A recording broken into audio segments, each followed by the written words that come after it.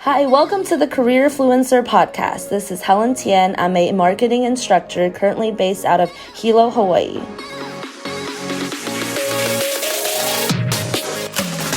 I never thought I would be in the higher ed industry, and I never thought I would be living, across the country on a tiny little island in the middle of the Pacific Ocean. But, life and career in general is about taking risks and living in the unknown. I think I first got serious about thinking of this big, the big life question, the big career question, a little late, senior year of college, I believe, as all my friends were around me, getting their first internship, getting their first job, getting really excited about their career. I kind of felt like I was the one who was, sort of lost, sort of not sure what I wanted to do. I've always been the one that struggled between school and, I guess, balancing school and life. And so, that was a really big point in me deciding to really think about my career and things like that. And so I've always wanted to study business. My dad's an entrepreneur. So, from a very young age, I've always been told business is the way to go. And so, going to get my undergrad, my BBA in marketing was a clear choice. But then after that, I really had no idea what I wanted to do. And so, obviously I think the big recommendation everyone has is that, don't go get your master's until you really know what you want to do. And I did not do that. I really wanted to buy more time and figure out exactly what I wanted to do. And so right out of grad school, or right out of my undergrad, I fast-tracked into a master's in marketing. And then during that time, I sort of bought myself more time to really figure out what I wanted to do. During that time, I started taking up a lot of different jobs. I've always been involved in the startup community. I just love the idea of entrepreneurship, and, helping people start their business, helping people achieve, whatever financial or career goal that they have. And so I've always been involved in startups and things like that. And so I just started gathering the experience. The moment in grad school where I really decided that, I really decided that I was always going to be involved in business. And I actually think it was more of me understanding that, I do have strengths that really fit into this field. So I think around that time, I was actually working at another startup. And I wasn't like a founder or anything, so I joined actually as an employee. And it was a great environment. I really learned a lot. But I got to a certain point where I kind of realized that I guess that my strengths and my personality maybe didn't fit into the environment so much, and that I should really start thinking about, well, what do I want to do? What are my goals? I guess, along with having a lot of influence from business, I've always been I'm the kind of person that when I get a job, I go head in, super focused. I start kind of letting it take over my life a little bit. So that position really made me start to think, instead of doing that time and time again, I should really kind of do that with myself and think about, what are my skills? What are my strengths? What do I not care about doing for the rest of my life or for the next 40 years? And I guess that kind of answers that is this idea that, I got to a certain point where I was just really tired of, just going head into everything and then having to, readjust everything in my life, but never taking the time to do that for myself. So I met someone who his lifelong dream was to buy a piece of property in Hawaii and kind of live the off-grid lifestyle, which, right now kind of seems beneficial. But so that's really, I wish I had this like big inspirational, like I decided to move there and I wanted to do this. But really it happened because I met someone who really just wanted to do that. And I was also interested. I've always loved camping. I've always loved, like going to national parks, doing big road trips, kind of doing all those the kind of like adrenaline, exciting adventure things. And so it really was a natural fit. But the one thing that I did was I moved here without a job, which, I think all people would recommend that you don't do, especially when you're moving into such a foreign place that it's Hawaii is really living here is like, it's not like living anywhere else. And so so we moved here about 3 years ago now. We bought a little piece of property. And so when I actually first moved here, we were living off grid. We were trying to build our house and all of that stuff. And so in between that time, I also wanted to go out and find a job. I'll just say I don't live in Honolulu, so it's not, the skyscrapers and the bustling business that everyone relates or thinks of when they think of Honolulu. But so I kind of moved somewhere where the job market is pretty difficult, and we all know about living costs in Hawaii and things like that. And so, at first it was really, really difficult. So I'm originally from Taiwan, and then I moved to Texas. So I've always kind of lived in a very ambiguous setting, and not in a bad way, but I've always been very comfortable with, not understanding or not quite knowing the situation you're in, but kind of rolling with it. And also, I don't know, I guess this goes back again to like high school, college, things like that. I really felt like I was always the one out of my friend group who had no idea what she was going to do. And I have friends who are pre-med. I have friends who are, going to law school. I remember, since we were young, had a really set idea of what they were going to do. And so I think just from not always being the best student, not always being the best student, not always, getting the best opportunities and going, and it's my fault, not going for the best opportunities and things like that. I think really, although negative sometimes, really taught me that it's okay to be in an ambiguous situation. My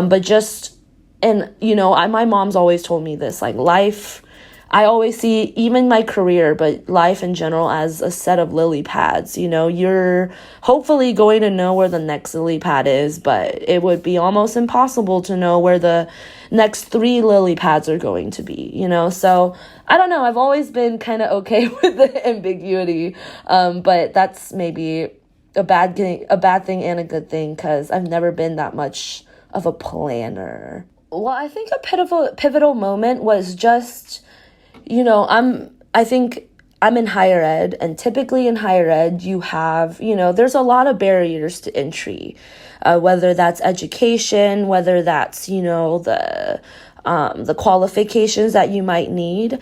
I really found that, midway through my career, I guess, young people or younger people don't hear this enough, but I think it's amazing that some younger people can make such growth in their career. And I really kind of have felt that I've been able to do that.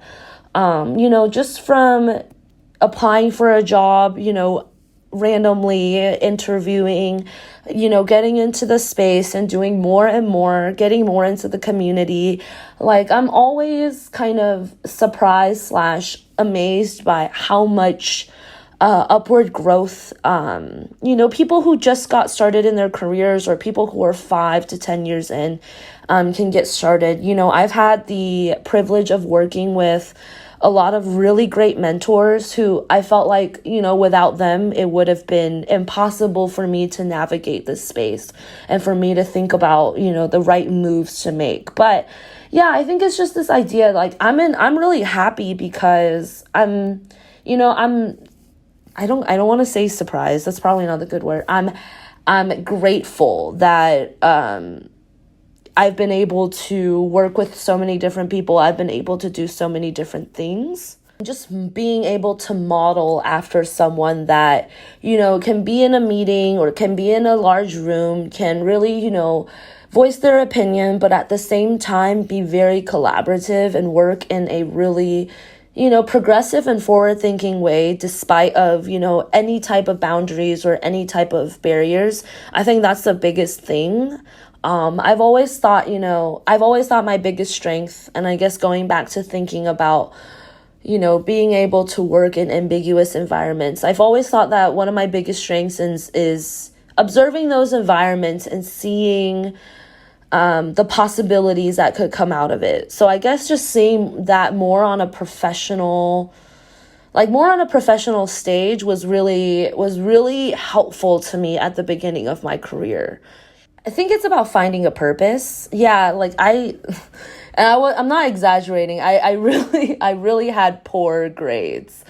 And so I always found like I was that student, who like half asleep in class. And, if I would have saw my younger self, I'd have been like, man, if you would have just stayed awake, you would save yourself so much headache later and so much cramming later. But I really found I wanted a purpose. And that's, I think, why career and, studying in school is so different, because with career, it's so much purpose. It's how much do you want to make? It's what kind of role, what kind of influence do you want to have, down to, right? What kind of life you want to live? What kind of, do you want to have, 80 plus hour weeks? Do you want to, all these different decisions. And for me, I really am interested in making those decisions. I think that's why I moved here. It's funny because I feel like I work a lot now, so I'm not really sticking to my thing. But even moving here, I saw all my friends in Dallas, like, stressed, going to different interviews, doing all that stuff. And I did it for a while. I got some jobs, but I started feeling that like feeling I had in school of like, what is the point of all of this? And like, how long can I take on my lunch break before anyone notice, just kind of like living in that way. And yeah, it made me kind of realize like, if I keep doing this, I'm going to apply that same type of school mentality. To, sum it all up in one piece of advice, I think is just, really think about what you want. There's 100 million pieces of advice out there, and it's really what it is. It's geared towards all different types of people. So if you're not the right type of person to be hearing that piece of advice, it might really set you off, on the wrong track. So really think about, what is it that I want? What kind of lifestyle do I want to live? And just be realistic with yourself. If you want this type of lifestyle, it typically means that you need to work this hard. And I'm sure, everyone hears that, but I want to really kind of say, like, really think about it. Do you really want to work like that? Is that, if family, if enjoying your life, if anything, doesn't matter how small it is, if that's more important to you than career, than salary at a certain level, then you need to make that important decision. You're never going to have it all. I feel like I get to be that person for my students. I wish I had someone telling me like, hey, just because school isn't your hottest thing, or just because you have not put thought into this, or just because you're super stressed out about where you're going to go, does not mean that you're not going to get there, right? I guess my proudest thing is that with my job, I get to be that for students. I get to say like, hey, guess what? We all don't really know, what a marketing degree can get you, but you can specialize. You can think about, are you good with people? Are you good with numbers? Are you good with products, right?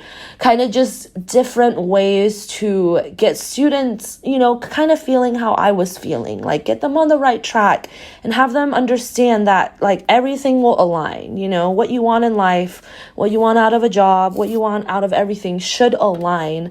And the best way to do that is to work towards it. And I think that my proudest thing is just, being able to really, really work one-on-one with students, with people who are making that exact decision like I was many, many, many, many years ago.